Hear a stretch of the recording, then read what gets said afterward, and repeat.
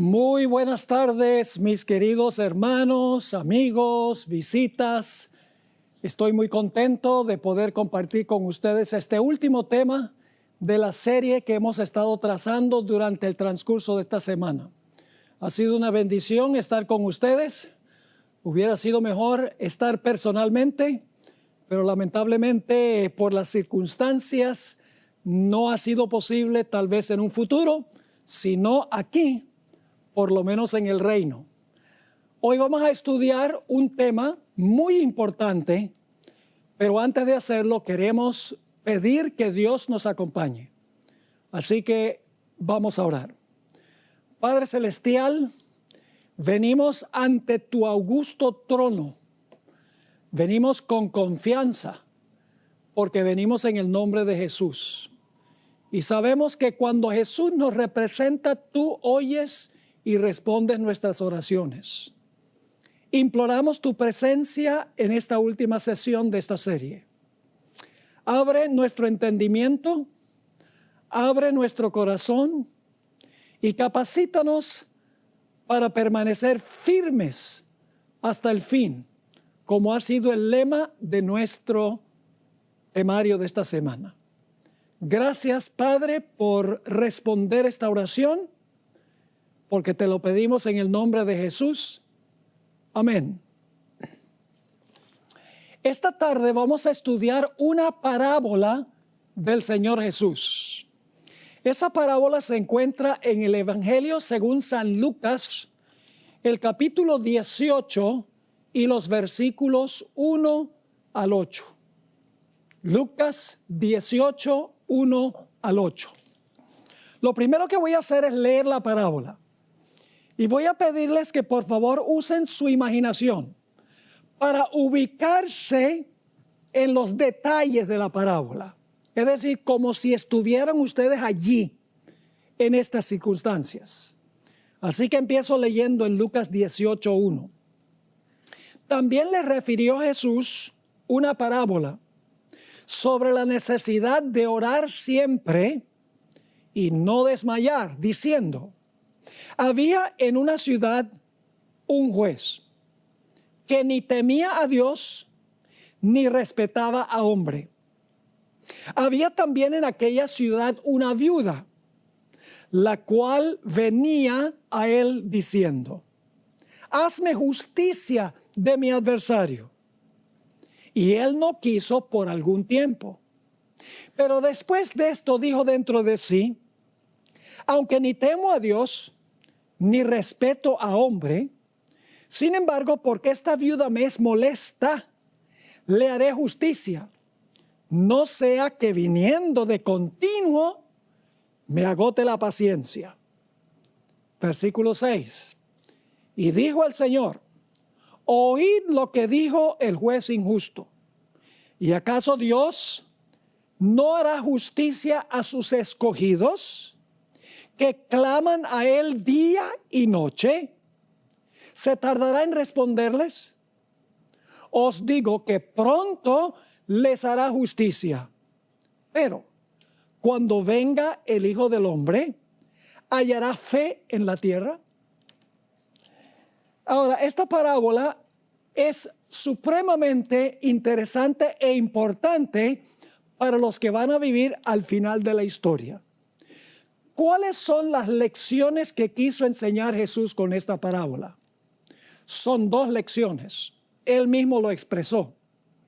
En el versículo 1, el Señor Jesucristo dijo que el propósito por el cual enseñó esta parábola fue para enseñarnos de que debemos orar siempre, como dijo el apóstol San Pablo, orad sin cesar, y que no debemos desmayarnos cuando no nos llega la respuesta inmediatamente. Orar siempre y no rendirnos cuando no recibimos una respuesta inmediata a nuestra oración. Ahora, la pregunta clave es: ¿para cuándo se aplica esta parábola? ¿A qué época de la historia?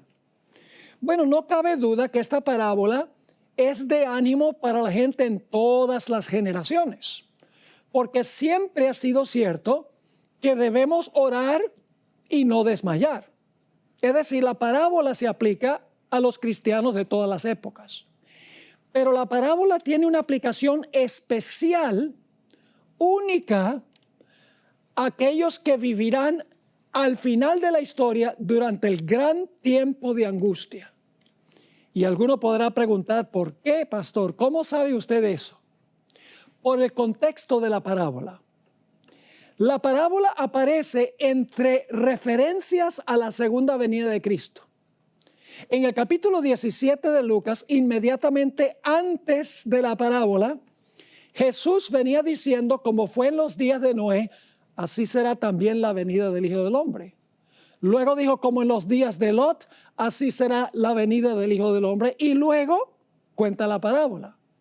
Y la parábola termina con una referencia a la segunda venida. Termina con la pregunta, cuando venga el Hijo del Hombre, ¿hallará fe en la tierra?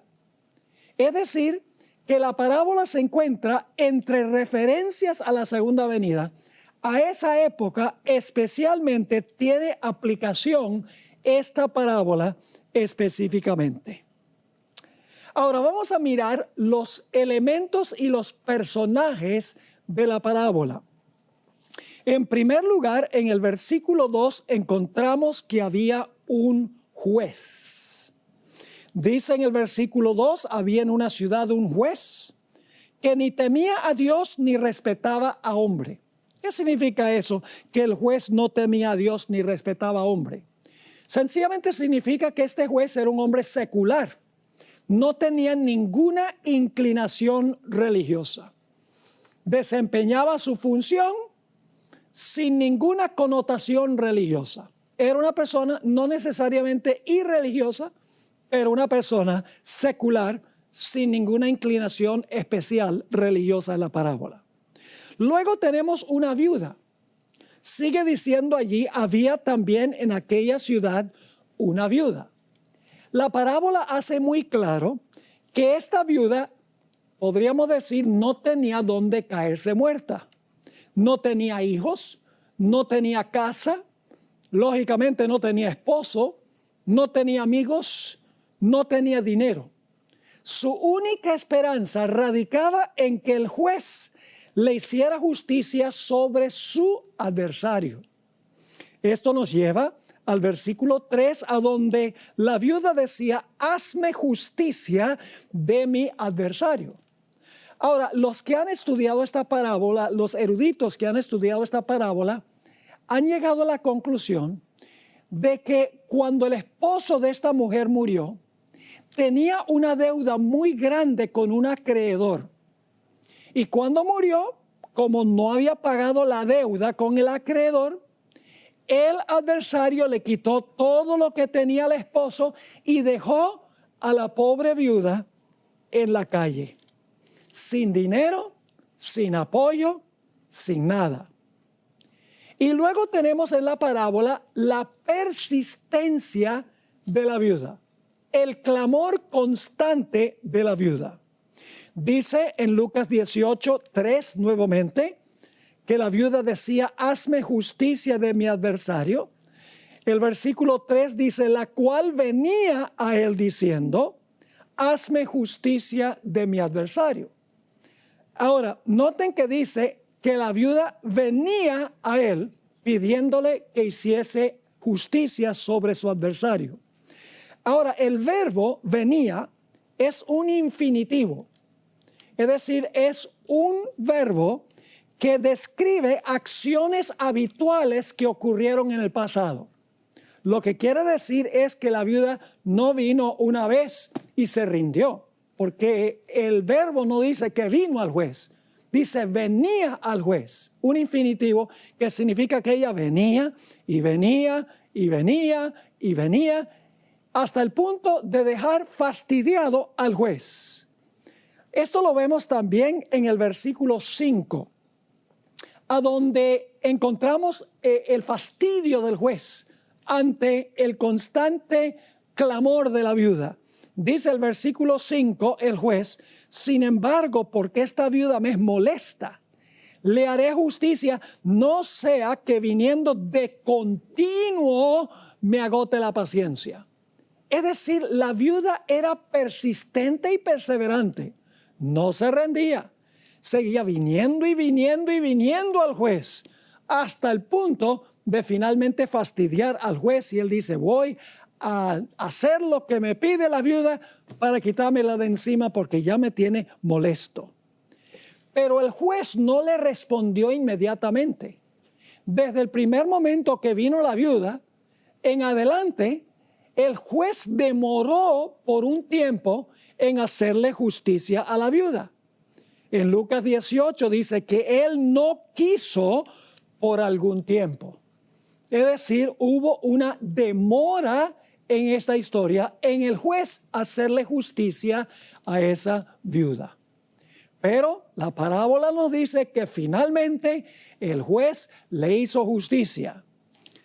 Dice así, pero después de esto dijo dentro de sí el juez, aunque ni temo a Dios, ni tengo respeto a hombre, sin embargo, porque esta viuda me es molesta, le haré justicia, no sea que viniendo de continuo me agote la paciencia. Y así fue que el juez finalmente le hizo justicia a la viuda después de una larga demora. La viuda finalmente recibió lo que le pertenecía a ella. Ahora, la pregunta clave es, ¿qué representa esta parábola? ¿Qué representan o simbolizan los detalles de esta parábola? Pues no tenemos que adivinar. Saben que algunas de las parábolas de Jesús, él nunca explicó su significado. Por ejemplo, en Mateo el capítulo 13 tenemos varias parábolas que Jesús contó la parábola y nunca la explicó. Como por ejemplo, la parábola de los pescadores que salieron, reunieron peces en su red y los trajeron y los separaron en la playa. Jesús no explicó qué significaba eso. La parábola del tesoro escondido. La parábola de la perla del gran precio. Ninguna de esas parábolas las explicó Jesús. Pero lo bueno es que esta parábola de Lucas 18, 1 al 8, Jesús explicó su significado, lo que la parábola significa. La explicación comienza en el versículo 6, después de contar la parábola. Dice en el versículo 6, y dijo el Señor, oíd lo que dijo el juez injusto. Lo que quiere decir esto, Jesús está diciendo, aprende la lección de esta parábola. El versículo 7 del capítulo 18 explica el significado de los personajes de la parábola. Dice en Lucas 18 y el versículo 7, ¿y acaso Dios no hará justicia a sus escogidos que claman a Él día y noche? ¿Se tardará en responderles? Así que, ¿a quién representa el juez? A Dios. ¿A quién representa la viuda? Los escogidos. ¿A quién representa el hecho de la viuda clamar día y noche? Representa lo que van a hacer los escogidos. ¿Qué representa el hecho de que el juez le hizo justicia a la viuda? Significa que Dios finalmente le va a hacer justicia a sus escogidos. Ahora vamos a mirar un poco más detenidamente este asunto. El juez. El juez representa a Dios. Porque en la explicación Jesús dice, ¿y acaso Dios no hará justicia? El juez hizo justicia y luego Jesús dice, ¿acaso Dios entonces no va a hacer justicia también? El juez representa a Dios. Y yo sé que algunos están pensando y diciendo, pero Pastor Bor, ¿cómo es que un juez que no teme a Dios ni respeta a hombre, un juez secular que no tiene ninguna inclinación religiosa, puede representar a Dios? La respuesta es que el juez representa a Dios en una comparación a manera de contraste. Les voy a explicar cómo es este asunto. Lo que está diciendo Jesús es que si un juez secular que no teme a Dios ni respeta a hombre, contesta las plegarias de una viuda para quitársela de encima, ¿cuánto más Dios va a responder las plegarias de los escogidos porque los ama? El juez responde la plegaria de la viuda para quitársela de encima. Dios también responde la plegaria de los escogidos, pero no por quitárselos de encima, sino porque los ama. Ambos responden, pero por diferentes razones. Es decir, el juez representa a Dios. Ahora, ¿quién representa a la viuda? La viuda representa a los escogidos. Nuevamente Jesús dijo, ¿acaso Dios no hará justicia a sus escogidos? Así que el juez hace justicia a la viuda y Jesús dice que Dios va a hacer justicia a sus escogidos. Los escogidos son representados por la viuda, en otras palabras. Ahora, ¿qué representa una mujer simbólicamente en la Biblia?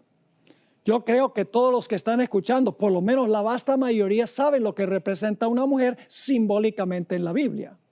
Una mujer representa la iglesia. Si es una mujer pura, como en Apocalipsis 12, representa una iglesia pura. Si es una mujer ramera, como en Apocalipsis 17, representa una iglesia que ha apostatado, una iglesia que se ha prostituido. Pero ahora les voy a hacer una pregunta que probablemente nadie les ha hecho nunca. Y es, si una mujer pura representa una iglesia pura, una mujer ramera representa una iglesia caída, una iglesia apóstata. Pero ¿qué representa una iglesia o una mujer viuda? ¿Qué representa el hecho de que esta mujer es viuda? Claramente, la viuda que no tiene ningún apoyo humano representa la iglesia final que va a pasar por una situación donde no hay circunstancias normales. Representa una iglesia que va a ser oprimida y destituida por un adversario.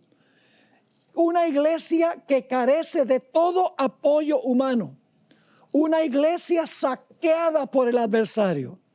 Una iglesia que está pasando por un tiempo de angustia cual no se ha visto jamás en la historia del mundo, donde la iglesia, los fieles, los escogidos, perderán todo apoyo humano. Noten Mateo 24 y el versículo 21, el versículo 22 y luego el versículo 24. ¿Cuándo van a vivir los escogidos? Esa es una pregunta muy importante. ¿Cuándo van a vivir los escogidos? El Señor Jesucristo explicó cuándo van a vivir los escogidos. Si ustedes recuerdan, nuestros primeros dos temas tuvieron que ver con Mateo el capítulo 24. Y allí estudiamos en cuanto a la tribulación del versículo 9 y la gran tribulación, el tiempo de angustia, empezando en el versículo 21. Vamos a leer los versículos 21 y 22 y luego el 24. Dice aquí, porque habrá entonces gran tribulación, cual no la ha habido desde el principio del mundo hasta ahora, ni la habrá.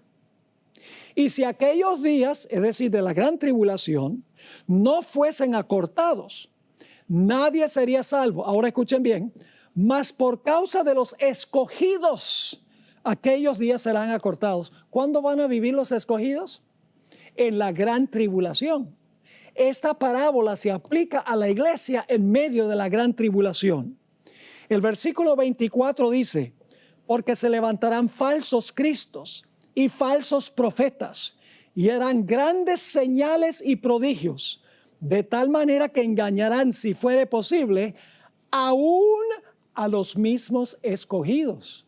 Nuevamente, la palabra escogidos se refiere a aquellos que van a pasar por este tiempo de angustia final. Se van a tener que enfrentar a falsos cristos y falsos profetas que van a hacer señales, prodigios y milagros para tratar de engañar a los escogidos.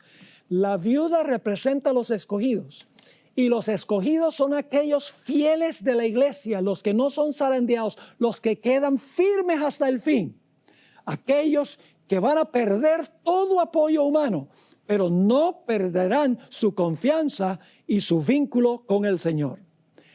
Ahora, ¿quién representa el adversario? ¿Quién es el adversario de la iglesia que va a saquear al remanente final y los va a dejar sin nada? Bueno, la parábola no nos dice quién es el adversario. Por eso tenemos que ir a otras partes de la Biblia para ver quién es el adversario, a donde se usa la misma palabra adversario, la palabra griega antidikon. Primera de Pedro 5:8 identifica al adversario. Aquí dice el apóstol Pedro: sed sobrios y velad, porque vuestro adversario, la misma palabra de la parábola, vuestro adversario el diablo, como león rugiente, anda alrededor buscando a quien devorar. Y en Apocalipsis 12, el dragón, Satanás, está acechando y persiguiendo a la mujer. Y la mujer tiene que huir al desierto y dejar todo atrás. Es decir, el adversario que va a saquear a los fieles, al remanente fiel, los va a dejar sin nada, sin familia, sin amigos, sin posesiones, sin casas, sin carros, sin dinero, sin libertad, inclusive en la cárcel. Es Satanás. ¿Y qué va a hacer el pueblo de Dios durante ese tiempo? Bueno, el Señor Jesucristo dice que van a clamar día y noche para que Dios los libre de su adversario. Esa palabra clamar que se usa aquí en la parábola es una palabra muy fuerte, muy intensa en el idioma griego. Por ejemplo, se usa en Hechos 8 y el versículo 7 para describir a los espíritus inmundos que clamaban a gritos cuando los apóstoles los echaban. Se usa en Lucas 9 y el versículo 38, a donde un padre clama a Jesús para que sane a su hijo endemoniado. Y es la palabra que se usa en Mateo 27, 46, a donde Jesús clama a gran voz: Dios mío, ¿por qué me has desamparado? Es decir, el clamor de los escogidos durante ese tiempo será un clamor intenso, a voz en cuello, rogándole a Dios que los libre de su adversario, que los ha saqueado y los ha dejado sin nada. Pero va a haber una demora, porque la parábola dice que van a clamar a Dios día y noche. Quiere decir que va a haber una demora en Dios responder a las plegarias de los escogidos. La parábola termina con una pregunta diciendo: ¿aun cuando Dios se demore en responderles? Esa es una forma de traducir esta parte de la parábola, que es: ¿aun cuando Dios se demore en responderles? Me gusta más la traducción que aparece en otras versiones. Por ejemplo, la Biblia de Jerusalén traduce así: ¿y acaso Dios no hará justicia a sus escogidos, que claman a Él día y noche, aun cuando se demore en ayudarlos? La versión de Weymouth traduce así: ¿y acaso Dios no hará justicia a sus escogidos, que claman a Él día y noche, aun cuando se demore en hacerles justicia? Claramente va a haber una demora. El gran comentarista presbiteriano Albert Barnes escribió lo siguiente en cuanto a la demora. Leo: aun cuando el Señor se demora largo tiempo en vengarlos y prueba al máximo su paciencia, al fin los vengará. Prueba la fe de ellos, les permite que sufran persecuciones y pruebas por largo tiempo, hasta que parezca que Dios no se interpondrá. No obstante, Él lo hará y los librará. Así que hemos visto que el juez representa a Dios. La viuda representa a los escogidos que van a pasar por el tiempo de angustia final. El adversario que va a saquear a los fieles representa a Satanás. El clamor de la viuda es el clamor de los que van a pasar por la gran tribulación, el tiempo de angustia final, cual no se ha visto en la historia del mundo. La demora representa el hecho de que en el tiempo de angustia Dios no va a librar a su pueblo inmediatamente. Y claro, esto nos lleva a preguntar: si Dios ama a su pueblo, ¿por qué es que Dios no responde sus plegarias inmediatamente y los libra para que no tengan que pasar por la gran tribulación? Hay dos razones. La primera razón tiene que ver con la formación de su carácter. Dios quiere desconectar a los escogidos de todo aquello sobre lo cual dependen en este mundo. Sucede como Enoc. Enoc caminó con Dios, dice la Biblia. Llegó a caminar tan cerca de Dios, tan estrechamente con Dios, se amistó tanto con Dios, que finalmente nada de lo que tenía en este mundo le importaba. Claro, le importaba alcanzar las almas para Jesús, dándoles buen ejemplo y enseñándoles palabras, pero materialmente Enoc ya no estaba conectado con este mundo y por lo tanto Dios le dijo a Enoc, Enoc, ya tú no tienes nada que hacer ahí en ese planeta, porque aunque tu cuerpo está allá, tu corazón está acá.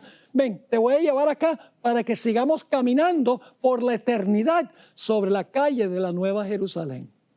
Esa será la generación final. Dios, a través de esta tribulación, quiere desconectar a su pueblo de todo aquello sobre lo cual dependen aquí, que aprendan a depender completamente del Señor, que su carácter sea refinado en el fuego. Noten lo que dice Job 23 y el versículo 10. Job 23 y el versículo 10. En unos momentos vamos a hablar un poco más del libro de Job. Pero Job entendió por qué él pasó por su gran tribulación. En Job 23, versículo 10, Job dijo, mas él, Dios, conoce mi camino. Me probará y saldré como oro. Job dice, yo paso por esta prueba, que es un horno, y cuando haya pasado por la prueba, saldré como oro puro, sin escoria. En Isaías 48 y el versículo 10 se compara también el proceso de purificación del carácter con la purificación de metales. Dice en Isaías 48, 10, Dios está hablando, he aquí te he purificado y no como a plata. Te he escogido en horno de aflicción. Me hace recordar la experiencia de los jóvenes que fueron echados al horno de fuego en los días del rey Nabucodonosor. Tendrían que ejercer una fe extraordinaria para estar dispuestos de ser echados en un horno calentado 7 veces más que lo que se solía hacer. Tenían que tener una fe extraordinaria, una confianza en Dios que era más poderosa que la vida misma. En el Conflicto de los Siglos, página 621, en el capítulo sobre el tiempo de angustia, Elena White escribió en cuanto a los que van a pasar por ese tiempo y lo comparó con el horno de fuego. Dice así, hablando del remanente de los escogidos, su aflicción es grande. Las llamas del horno parecen estar a punto de consumirlos, pero el refinador los sacará como oro purificado por el fuego. El amor de Dios para con sus hijos durante el periodo de su prueba más dura es tan grande y tan tierno como en los días de su mayor prosperidad, pero necesitan pasar por el horno de fuego. Debe consumirse su mundanalidad. En realidad, esa no es la palabra que usó Elena White en el cielo. Hay una palabra en inglés, mundanalidad, que es la palabra worldliness. Esa no es la palabra que ella usa en el original. En el original dice earthliness. Yo voy a crear una palabra en español. Debe consumirse su terrenalidad, lo que los tiene conectados a este planeta. ¿Y con qué propósito? Para que la imagen de Cristo se refleje perfectamente. Pero hay una segunda razón por la demora. No solamente porque Dios quiere que su pueblo deje de depender de todo lo que está aquí y dependa plena y completamente sobre Dios, que su carácter sea finalmente purgado y purificado de todo lo que los conecta aquí, sino que también hay un segundo propósito que se encuentra en el libro de Job. Satanás le dice a Dios, en presencia de los seres del universo, que su pueblo le sirve por interés. que si Dios no bendijera a su pueblo, si Dios no cercara a su pueblo con protección, su pueblo lo abandonaría inmediatamente. Aquí es que entra el libro de Job. El libro de Job es un ejemplo en la vida práctica de esta parábola. Vamos a ver en qué sentido. En Job 1 vienen todos los hijos de Dios a presentarse delante de Jehová, entre los cuales vino también Satanás. Los hijos de Dios son los representantes de los mundos que nunca pecaron. Satanás vino allá porque él le había quitado la posición a Adán. Fue representando el planeta Tierra. Por eso Dios le preguntó, ¿de dónde vienes? De rodear la tierra y de andar por ella, es decir, de supervisar mi territorio. Y entonces Dios le dice a Satanás, ¿no has visto a mi siervo Job? Vive en tu territorio, pero es siervo mío. Hombre recto, temeroso de Dios, apartado del mal. Y Satanás, en presencia de todos los representantes en el concilio celestial, en presencia de todos los hijos de Dios, los representantes de todo el universo, Satanás le dice, claro que te sirve. Tú lo has cercado con una cerca de protección. Has bendecido todas las obras de sus manos, lo has prosperado, lo has llenado de bienes. Claro que te sirve, pero te sirve como un mercenario, te sirve por interés, pero si tú le quitaras todo, te blasfemaría tu rostro. El universo vería que él no te sirve por amor, te sirve por interés. Ahora, Dios podría haberle dicho a los seres celestiales, no le hagan caso a ese, ustedes saben que ese es un mentiroso. Pero hubieran quedado dudas en la mente de los seres celestiales, hubieran dicho, oye, ¿de verdad que Dios ha bendecido a Job, lo ha protegido? ¿Quién sabe qué pasaría si en algún momento Dios le quitara todo lo que le ha dado y le quitara la protección? Así que Dios ahora le dice a Satanás, tú dices que él me sirve por interés, por los panes y los peces. Está bien, ve, te permito que tú le quites todo lo que tú quieras. Satanás sale de la presencia de Jehová. Los 10 hijos los mata. Todos los siervos que tenía, perdidos. Además de eso, perdió todas sus bestias. Era el hombre más rico del oriente, dice la Biblia. En cuestión de minutos, y sabemos que fueron minutos, porque dice que cuando un mensajero estaba dando la mala noticia, el otro llegó cuando el otro todavía estaba hablando. Es decir, en cuestión de minutos, Job perdió sus hijos, sus siervos y todas sus posesiones. Y todo el universo está observando y diciendo, ¿Job sirve a Dios por amor, por puro amor o por interés? ¿Y qué dice Job? Job dice, Dios dio y Dios quitó. Alabado sea el nombre de Jehová. Y los seres celestiales dicen, gloria a Dios, aleluya. Job sirve a Dios por amor y no por interés. Porque fíjese que Satanás le quitó todo y todavía es un fiel seguidor de Dios. Hay una segunda reunión del concilio celestial en el cielo. Van los representantes del universo allí a ese concilio, entre los cuales va también Satanás representando el planeta Tierra. Y ahora Dios le dice, ¿de dónde vienes? De rodear la tierra y de andar por ella. Y entonces Dios le dice a Satanás, ¿has visto a mi siervo Job? Que a pesar de que me incitaste contra él, todavía conserva su integridad. Claro, Satanás tiene una respuesta. Él dice, pues claro, no me dejaste tocarlo a él. Cualquier hombre está dispuesto de entregar lo que tiene con tal que no lo aflijan a él. Pero si tú permitieras que yo lo afligiera a él, te blasfemaría tu rostro inmediatamente. Todos los seres celestiales, los representantes están escuchando. Y dicen, ¿de verdad que Dios le dijo a Satanás que no podía tocar a Job? Y Dios lo ha protegido, ¿quién sabe? Así que Dios le dice a Satanás, tú dices que porque yo lo mantengo sano y salvo, que él me sirve por eso. Satanás dice, claro que sí. Dios dice, entonces yo te permito que salgas y hagas con él lo que tú quieras. Lo único que no permito es que lo mates. Escuchen bien.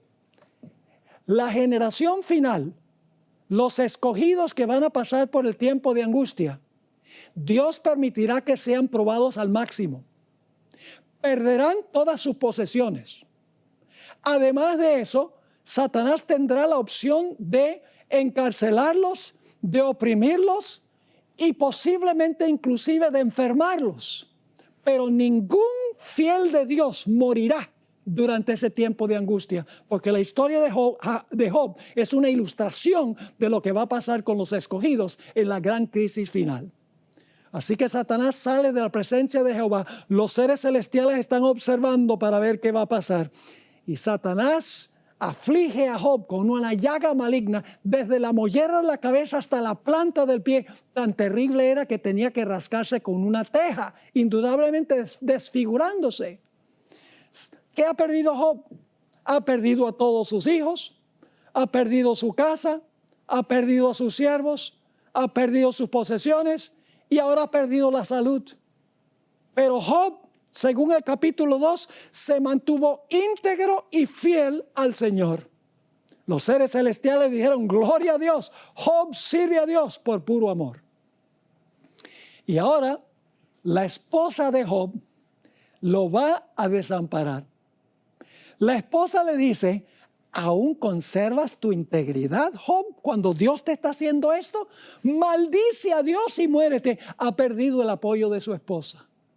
Y luego entonces llegan sus 3 amigos predilectos para consolarlo. Y la Biblia dice que empiezan a acusar a Job diciéndole: te está pasando porque eres un grandísimo pecador. ¿Qué ha perdido Job? Ha perdido a sus hijos, ha perdido su casa, ha perdido sus siervos, ha perdido sus posesiones, ha perdido su salud, ha perdido el apoyo de su esposa, ha perdido el apoyo de sus amigos. Y si ustedes miran el resto del libro, van a encontrar que aparentemente Dios también ha desamparado a Job. Porque desde el capítulo 3 hasta el capítulo 38 de Job, Job está clamando a Dios para que Dios le explique por qué está pasando esto, porque esto es absurdo. No tiene significado, no tiene explicación de por qué Dios lo prosperó y lo bendijo y ahora Dios retiró su protección y le está pasando todo esto. Job no entiende. Y si ustedes leen el capítulo 3 hasta el capítulo 38, Job, como la viuda, está clamando a voz en cuello: Dios, por favor, dame una explicación. Yo sé que si yo pudiera ir allá al cielo, a tu trono, y presentar mi caso, tú entenderías mi punto de vista y tú me vindicarías. ¿Por qué está pasando esto? No lo entiendo. ¿Por qué mi mejor amigo me está tratando así? ¿Y cuál es la respuesta de Dios? La respuesta de Dios es un rotundo silencio, una demora. ¿Saben ustedes, mis hermanos y hermanas, que Dios puede responder nuestras oraciones en 3 diferentes formas? Ustedes dicen: ¿cómo que 3? Sí, Dios puede contestar sí, Dios puede contestar no, o Dios puede contestar espérate. Esa es la contestación que no nos gusta a nosotros, que Dios nos haga esperar. Pero Dios hizo que Job esperara un largo tiempo. Como con la viuda, él está clamando a Dios porque ha perdido todo lo que tiene, todo apoyo, lo ha perdido. No entiende lo que está pasando. Pero Job dice: aunque me matare, aún en él confiaré. ¿Por qué razón entonces es que Dios va a permitir que sus fieles pasen por el tiempo de angustia final? Porque Satanás va a usar la misma acusación contra la generación final que usó contra Job. Job es un tipo o una ilustración de toda una generación de santos al final de la historia. Satanás dice que los fieles de Dios sirven a Dios por interés, porque Dios los bendice, porque Dios los protege, porque Dios pone una cerca, una valla de protección alrededor de ellos. Al final, Satanás va a usar el mismo argumento y todo el universo va a estar observando lo que está pasando en este planeta. Dios va a demostrar que los que pasen por el tiempo de angustia final, ellos van a ser fieles a Dios aunque pierdan la vida, aunque no la van a perder. Van a decir como Job: aunque me matare, aún en él confiaré. Van a decir: yo sé que mi Redentor vive, aun cuando no lo puedo sentir en este momento. Van a decir, cuando me hubiere probado, saldré como oro. Es decir, la generación final va a demostrarle al universo que Dios tiene un pueblo que sirve a Dios por puro amor, que no les importa perder todo, inclusive dispuestos de entregar la vida por amor a Dios. Así que Dios va a permitir que su pueblo pase por esto para darle una demostración de la fidelidad de los fieles durante el tiempo de angustia. ¿Saben ustedes que la más hermosa ilustración de esta historia que contó Jesús, de esta parábola que contó Jesús, se encuentra en la misma vida de Jesús? Vamos a mirar los elementos en la vida de Jesús. ¿Quién sería el juez en el caso de la vida de Jesús que le podía hacer justicia a Jesús? Pues el juez sería su Padre, Dios. ¿A quién representaría la viuda de la parábola que no tenía dónde recostar su cabeza? Jesús. Él mismo dijo, las zorras tienen guarida y las aves nido, el Hijo del Hombre no tiene dónde recostar la cabeza. Y cuando Jesús colgó en la cruz del Calvario, el Señor Jesucristo no tenía nada, ni siquiera la ropa la tenía puesta. Así que el escogido de la parábola es Jesús. ¿Quién es el adversario? El adversario en el caso de Jesús es Satanás, quien le quitó todo a Jesús lo que tenía. En el huerto del Getsemaní nos dice que Jesús comenzó a entristecerse y angustiarse en gran manera. 3 veces en el huerto le rogó a su padre, fíjense la demora, le ruega a su padre que si es posible le quite la copa de su angustia, porque está pasando por un terrible tiempo de angustia, sudando grandes gotas de sangre. ¿Cuál fue la respuesta de su padre? La respuesta de su padre fue silencio rotundo. En la cruz del Calvario Jesús clamó, Dios mío, ¿por qué me has desamparado? Es decir, en el caso de Jesús, el Padre se demoró en responder a las plegarias de Jesús. Hubo una demora. Así que en el caso de Jesús, el juez es Dios el Padre. El escogido es el Señor Jesucristo. El adversario que saquea a Jesús es Satanás. El tiempo de angustia es el tiempo de angustia que pasó Jesús en el Getsemaní y en la cruz. La demora es que el Padre no le respondió inmediatamente. Noten Hebreos 5 y el versículo 7. Y Cristo, en los días de su carne, es decir, mientras estuvo en esta tierra como ser humano, ofreciendo ruegos y súplicas, con gran clamor y lágrimas. ¿Ven el clamor de la viuda aquí? Así que dice, Cristo en los días de su carne ofreciendo ruegos y súplicas con gran clamor y lágrimas al que le podía librar de la muerte, fue oído a causa de su temor reverente. Yo pregunto, ¿fue oído inmediatamente? Él oró que lo librara de la muerte, pero él murió. La Biblia dice que Cristo murió. Entonces, ¿cómo dice aquí que oró con lágrimas al que le podía librar de la muerte y fue oído? ¿Cuándo fue oído Jesús? Mis queridos hermanos y amigos, después de la demora. Noten Hebreos 5 y el versículo 8, ¿por qué Dios permitió que Jesús pasara por esta experiencia? Dice allí en Hebreos 5 y el versículo 8, y aunque era hijo, por lo que padeció, aprendió la obediencia.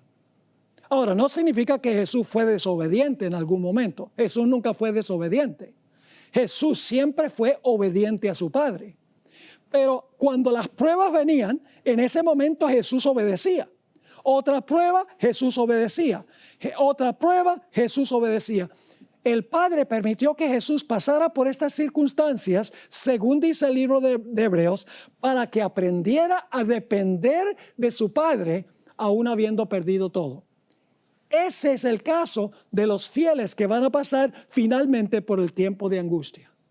Ahora le pregunto, ¿Dios finalmente le hizo justicia a Job? Ustedes saben que sí, que al final del libro Dios le dio el doble de lo que había tenido antes. Dios le hizo justicia sobre su adversario. Yo pregunto, ¿Dios el Padre, el juez, le hizo justicia a Jesús? Se demoró, Cristo murió, pero hubo un momento en que el Padre libró a Jesús de la muerte, como Jesús había clamado. Noten esta cita en la revista Youth Instructor, mayo 2, 1901. Escuchen cuidadosamente lo que dice el Espíritu de Profecía. Aquel que murió por los pecados del mundo debía permanecer en la tumba por el tiempo establecido. Estaba como prisionero de la justicia divina en esa prisión pedregosa y era responsable ante el juez del universo. ¿Qué era Jesús? ¿Responsable ante quién? Responsable ante el juez del universo. Dice que estaba como prisionero de la justicia divina ahí en el sepulcro. Sigue la cita. Estaba llevando sobre sí los pecados del mundo y solo su Padre lo podía soltar. Yo pregunto, ¿el Padre lo soltó? ¿Cómo no? Ahora, yo sé que algunos están diciendo, pero Pastor Bor, ¿cómo es que el Padre lo soltó? ¿Acaso el Señor Jesucristo no resucitó por la vida que estaba en él? Noten el capítulo 10 del Evangelio según San Juan, el capítulo 17 y 18. Porque aquí claramente dice en el texto que leímos que solo su Padre lo podía soltar. Es decir, si el Padre no lo hubiera llamado del sepulcro, Jesús hubiera quedado en el sepulcro. Y ustedes dicen, ¿cómo es eso? Lo que pasa es que a veces la gente no lee los pasajes o los textos completos. La gente lee el versículo 17 y 18 de Juan 10, pero se les olvida la última parte del versículo 18. Dice en el versículo 17, Jesús está hablando, por eso me ama el Padre, porque yo pongo mi vida para volverla a tomar. Nadie me la quita, sino que yo de mí mismo la pongo. Tengo poder para ponerla. Ahora escuchen bien. La palabra poder ahí, la traducción poder no es una buena traducción.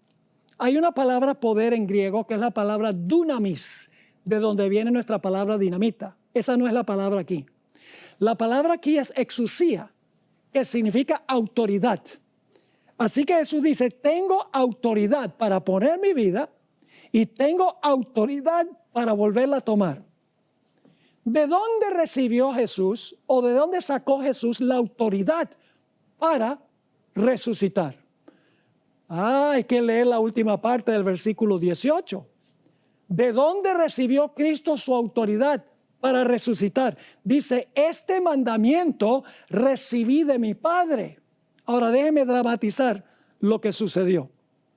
Muy temprano, el primer día de la semana, esto lo describe el Espíritu de Profecía, descendieron dos ángeles del cielo. Uno de los ángeles removió la piedra, el otro ángel se paró delante del sepulcro y con una voz que sacudió la tierra y rajó las piedras, dijo, oh Hijo de Dios, tu Padre te llama. En ese momento Jesús salió del sepulcro por la vida que estaba en él. Jesús es la resurrección y la vida, pero salió del sepulcro solo después que su Padre a través de un ángel lo llamara del sepulcro. Es decir, cuando el Padre le autorizó a Jesús, Jesús salió del sepulcro por la vida que estaba en él. Pero fue por autoridad de su Padre, lo dice claramente, este mandamiento recibí de mi Padre. Allí finalmente el Padre respondió la plegaria persistente e insistente de Jesús. No, el Padre no lo libró de morir, pero lo libró de la muerte en la mañana de la resurrección. Ahora, ¿saben ustedes que la experiencia de Jesús se va a repetir en su pueblo? Quiero leerles una cita que no está en español hasta donde yo sepa, yo la busqué. Está en la Review and Herald, abril 14, 1896, a donde la sierva del Señor dice que nosotros vamos a pasar por la misma experiencia por la cual pasó el Señor Jesús. Voy a leerles esa cita ahora. Las fuerzas de las tinieblas se unirán con agentes humanos. ¿Quiénes son las fuerzas de las tinieblas? Satanás y sus ángeles. ¿Se van a unir con quiénes? Se van a unir con agentes humanos que se han entregado al control de Satanás. Y ahora viene la parte clave. Y se revivirán las mismas escenas que ocurrieron cuando Jesús fue juzgado, rechazado y crucificado. Se va a repetir eso. Ya no con Jesús, sino con el pueblo de Jesús, con el cuerpo de Cristo. Sigue diciendo, al entregarse a las influencias satánicas, los hombres se transformarán en demonios. Y aquellos que fueron creados a imagen de Dios, los que fueron formados para honrar y glorificar a su Creador, se convertirán en habitación de dragones. Y Satanás verá en una raza apóstata su obra maestra de maldad. ¿Cuál es esa obra maestra de maldad que va a mostrar a Satanás en una raza apóstata? Seres humanos que reflejan su propia imagen. Es decir, al final de la historia va a haber dos grupos. Un grupo que refleja perfectamente la imagen de Jesús y otro grupo que refleja perfectamente la imagen de Satanás. ¿Pueden ustedes imaginarse cómo será este mundo cuando todos los impenitentes están bajo el control de Satanás? Los vientos ya no son retenidos, se le da rienda suelta a Satanás, solo que Dios dice, puedes hostigar a mi pueblo, puedes hostigar a los escogidos, puedes probarlos al máximo, pero no te permito que mates a ninguno de ellos. Hermanos y hermanas, en este tiempo es que nosotros tenemos que formar esa dependencia sobre nuestro Dios. Porque cuando lleguemos a ese momento, si no hemos aprendido a depender de Dios, si no hemos aprendido a confiar en Dios, en ese tiempo no vamos a permanecer firmes. En el Conflicto de los Siglos, página 619 y la página 621, Elena White escribió, en cuanto a los que van a pasar por el tiempo de angustia, aunque sufren la ansiedad, el terror y la angustia más desesperantes, no dejan de orar. Como la viuda, echan mano del poder de Dios, como Jacob se aferró al ángel, y de sus almas se exhala el grito, no te soltaré hasta que me hayas bendecido. En la página 621, Elena White escribió, los tiempos de apuro y angustia que nos esperan requieren una fe capaz de soportar el cansancio, la demora, el hambre. Una fe que no desmaye a pesar de las pruebas más duras. Ahora, ¿cuándo desarrollamos esa fe? Termino la cita. El tiempo de gracia, eso es ahora, el tiempo de gracia les es concedido a todos a fin de que se preparen para aquel momento. Su fe no decae si sus oraciones no reciben inmediata contestación. ¿Qué fue lo que mantuvo a Jesús fiel en su terrible crisis? En el Deseo de todas las gentes, página 704, esta es una cita que tengo antes en mis notas, que pasé por alto, pero ahora lo voy a leer. Deseo de todas las gentes, página 704, Elena White escribió en cuanto a qué fue lo que sostuvo a Jesús en su crisis. Dice lo siguiente, entre las terribles tinieblas, aparentemente abandonado de Dios, fíjese, aparentemente abandonado de Dios, Cristo había vaciado las últimas heces de la copa de la desgracia humana. En esas horrorosas horas había confiado en la evidencia que antes recibiera de que era aceptado de su Padre.